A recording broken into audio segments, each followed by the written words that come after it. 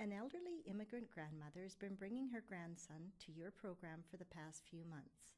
The boy has been hitting others, and some parents have started to protect their children by keeping them away from him. Grandma has told you quietly that she thinks she should not bring the boy anymore because he causes so much trouble.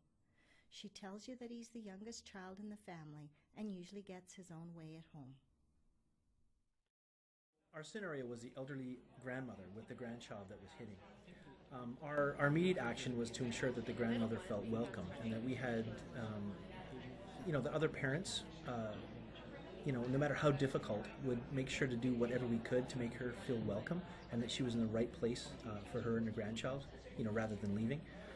So in order to do that, we would, encourage her to keep bringing him and to reassure her with the positive reinforcement that she was doing the right thing by bringing him, and of course listening to her story and to model that. So our short-term approach was to engage the grandmother and others in some structured play with a planned activity. This would require the grandmother to practice some similar activities at home, like reading a book with her grandson. So when she came to Strong Start, she was more able to do that activity that he was comfortable with. And I guess our long-term approach was to continue to reinforce that she was welcome, so that she didn't feel like she had to leave. And as hard as it is dealing with children with unique needs, that in this environment they should be in, and we should adjust the environment to support them. So that was our goal, both from personal experience as well as in this scenario. Excellent.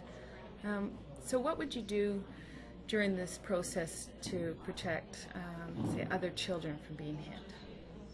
Yeah, so, I guess one of the approaches to protecting the other children is to model and support the children immediately who are hurt, to make sure that their feelings and needs are paramount, and then, maybe talk to the grandma later on. So I guess to model to the children this is a safe place and to emphasize that, hitting is inappropriate.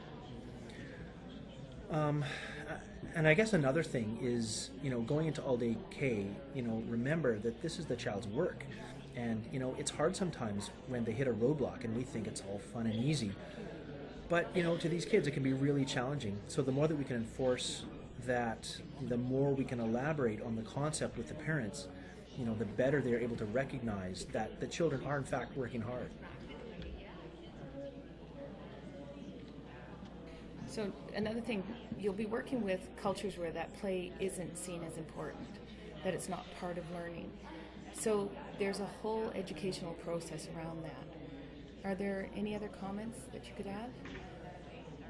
Well, I guess the issue of how to protect the children that are being hit.